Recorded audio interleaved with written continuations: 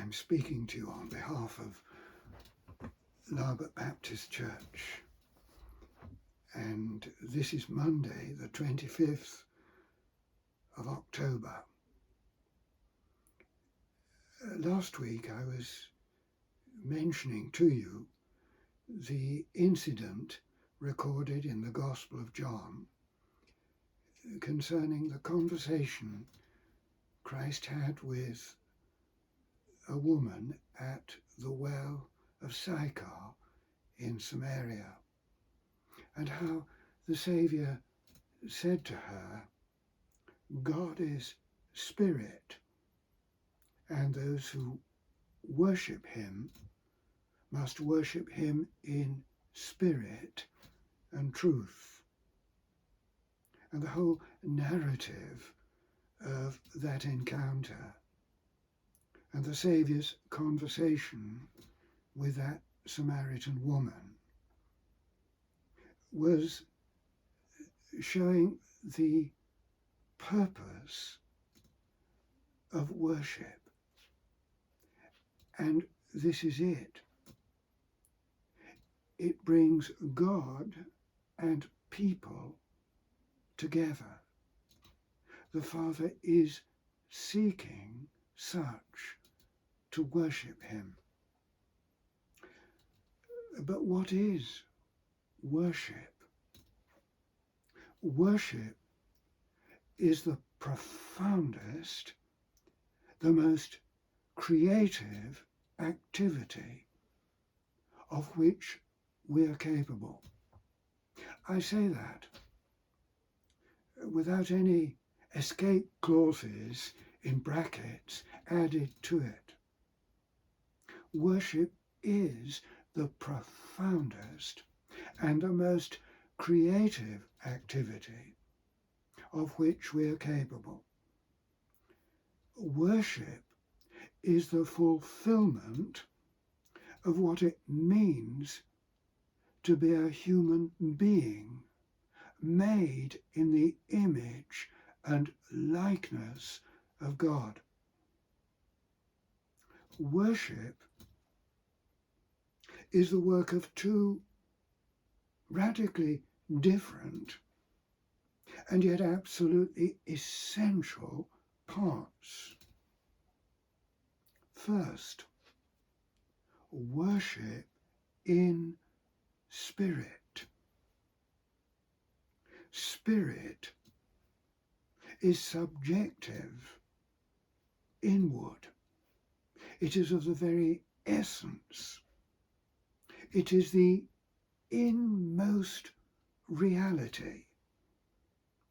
Spirit is the burning core and center of what is.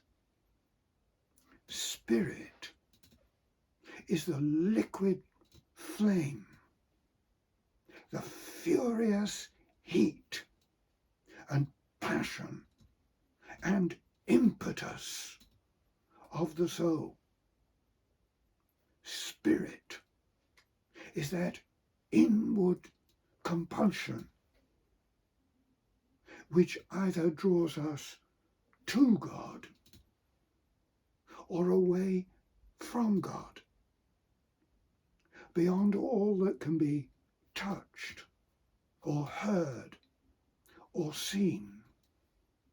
There pervades the consciousness, the pent-up fullness of this reality, the essence, the scorching comprehension of the vast, vast mysteries of existence. There's no pretense in spirit. There's no affectation. There's nothing superfluous in spirit. There is nothing hidden in spirit, whether it be good or bad. Spirit is the inmost reality, and we worship in spirit. But worship is also in truth. That's different. Truth is not subjective, but objective. Truth is outward. Truth is the created order of all things. Truth is expressed reality. Truth is not manipulable. You can't rephrase or redefine truth, accommodating truth to this desire or that craze. As the apostle said, we can do nothing against the truth. The truth is authoritative. It is commanding. And sooner or later, the truth will be revealed as supreme. The truth of God is masterful, and the Spirit is truth's servant. Truth is no fetter upon freedom, though before the misapprehensions of the downright ignorant or the insolences of the downright rebellious, truth is made to look as if it were some antique and irrelevant myth to fetter our freedom. Truth is the glimpse we get of the eternal glory. Truth, once that glimpse, captures and captivates the soul, is of such an embarrassing vastness that it is incapable of finding expression in mere words. How can words express the experience of sunrise in the soul? And we worship in spirit and in truth. And as I thought about this, I realized that the famous parable of the prodigal son is really an exposition of spirit and truth. You know the parable. The prodigal son has gone off into a far country. He's wasted his substance in riotous living, and he has reached utter destitution. And in that narrative, Luke chapter 15 and verse 17, the Saviour uses these wonderfully illuminating words. But when he came to himself, that's the Spirit. That's Spirit.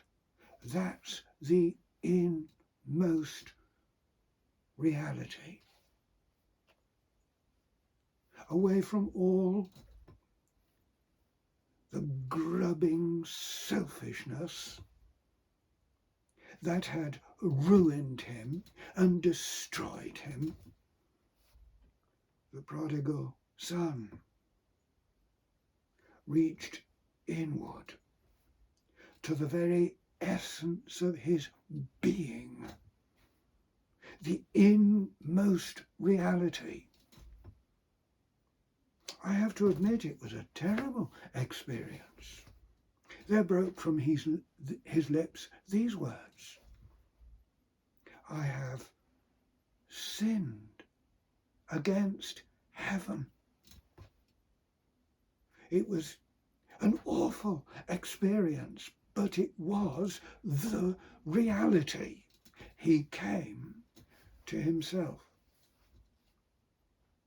But then in Luke chapter 15, verse 20, we read these words: He arose and came to his father.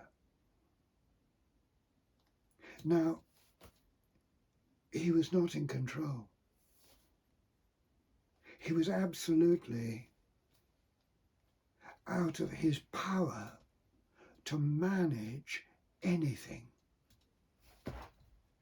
The truth lay with his father, not with himself. Everything depended upon the father, not upon himself. With every step that he made back to his father, it was in the agonizing mist of his not knowing how he would be received. He didn't know. He couldn't count on it. He might have been greeted with a contemptuous reprimand and the door slammed in his face. And he would have no excuse. He would have to admit that that was absolutely fair and right, even though that would be the elimination of his very, very last hope. He was not in control. Everything depended upon the Father. And this is what the Saviour says. But when he, the prodigal son, but when he was still a great way off, his father saw him and had compassion and ran and fell on his neck and kissed him. That's the truth. Why don't you see it? God so loved the world. Oh, the glory of the truth and the wonder of worship. Worship in spirit. Just as I am, I come. I don't hide anything. I know all that is evil that I have done, all my need. I can see it plainly. I hide nothing. and I'm not in control. The truth is with the living God. Do you see that? Oh, I'm not ashamed of the gospel. It's the power of God to everyone that believes. It is the power of God, not your power, but his power to run, to fall on your neck, to kiss you, and to welcome you home. Well, there you are. God bless you.